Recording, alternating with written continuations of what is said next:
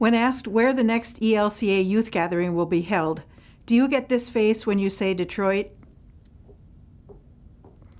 When people respond like that to me, I try to engage them in conversation. Tell me more about your response. 9 times out of 10, they point to the bankruptcy, the long ambulance response times, the violence, the downfall of the auto industry, and the fact that it isn't a very appealing city on the outside. Then I go on to ask if they are open to learning a different story about Detroit. The story we've been told about Detroit isn't the whole story. Some of us know that there is often more to a story, more than can be communicated in 140 characters or in one article in the newspaper or during one segment on the evening news. Some of us know the challenge personally because we have been boxed into someone else's story about us, or we feel stuck in the story we tell ourselves.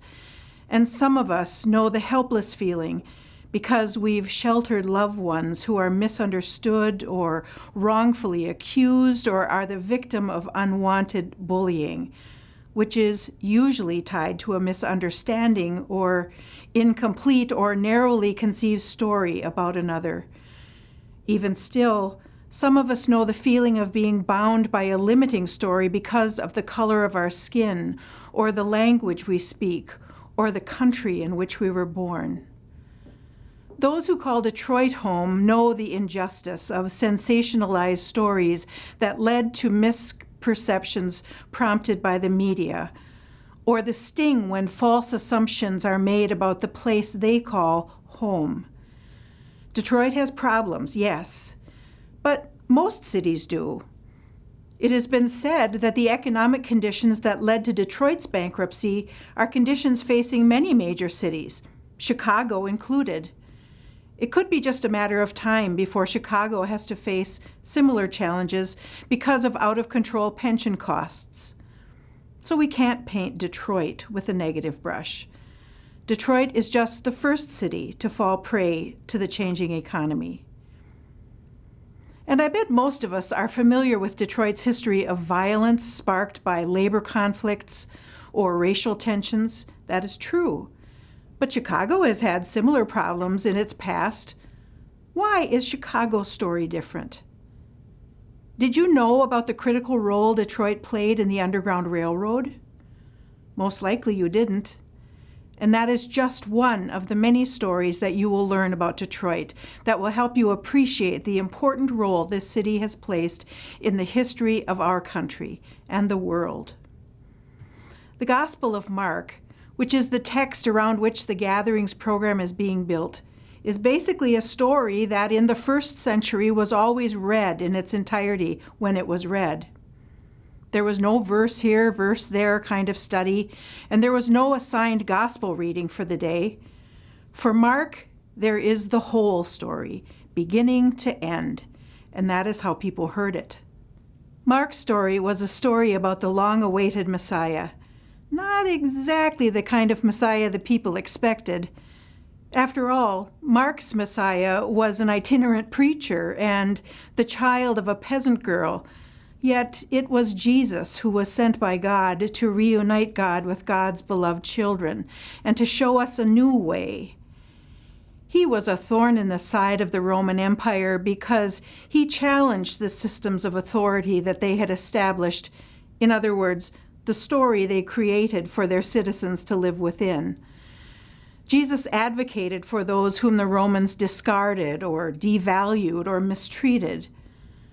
Our choice to stand with Detroit has the makings of a story that will confuse many. As a destination, it isn't particularly appealing compared to a city like New Orleans or, say, Orlando. But I am convinced that it is a city that has much to teach us about being a part of what God is up to at this time in our history.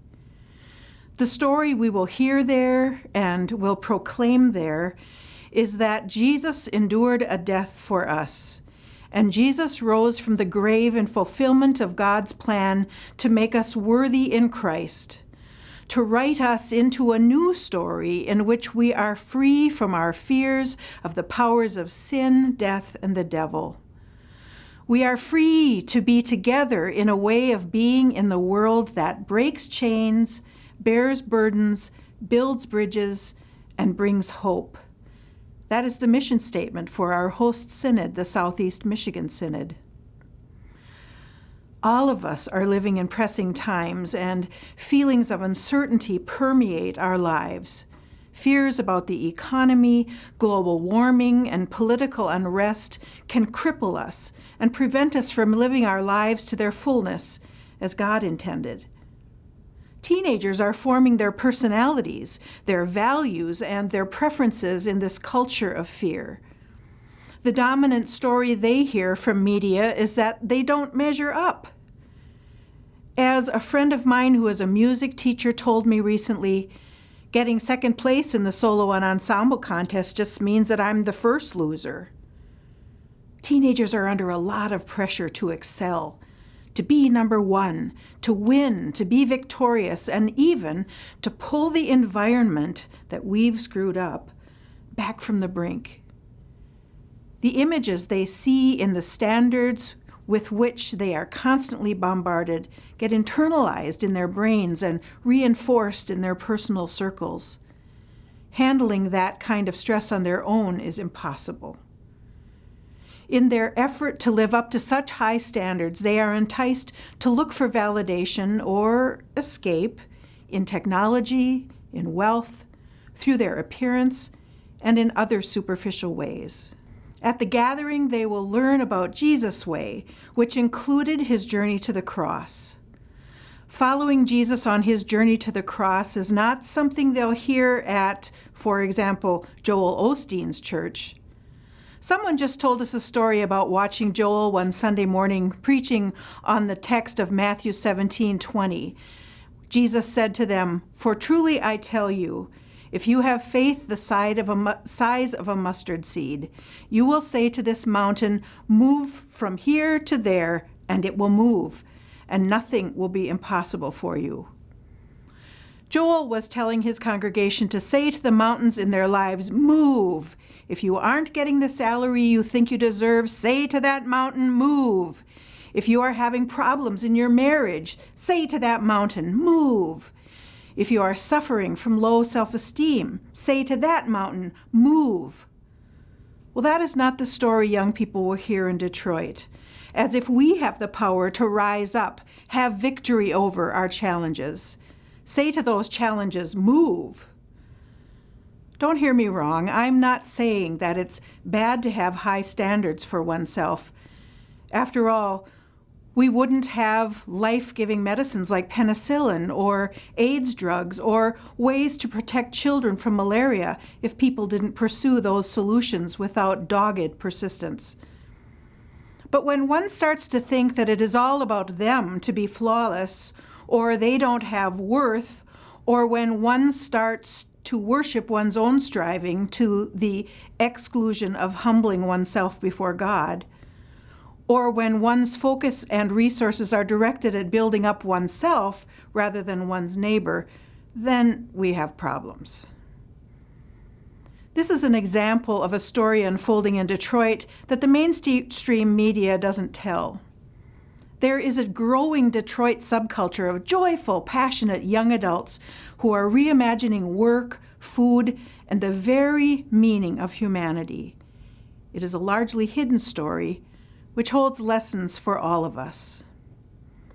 The story in which ELCA young people, hopefully, will see themselves and will witness to in Detroit is that Jesus stands with us in our experiences of death, literally, and in experiences that feel like death, rejections, despair, hopelessness, confusion, and that Jesus is mucking around with us there, not using some kind of superpower to annihilate them. Jesus endured being on the cross, and Jesus continues to endure with us in the circumstances of our lives, and that is the good news. That is a fundamentally different story than the one gaining prominence in our culture that we can or are almost expected to, rise up on their own, avoid pain, fix the flaws, get ahead, be perfect, smart, beautiful, funny, cunning, powerful. You add the verbs that haunt you or the teens with whom you work. The good news is that God sent Jesus to accompany us in all circumstances of our lives. And God gave us a church in the name of His Son, in which we can know God's embrace, and from which we are sent to offer God's embrace to others in all circumstances of life. When we die together. When we rise together. This kind of rising will not be like rising above an opponent in victory.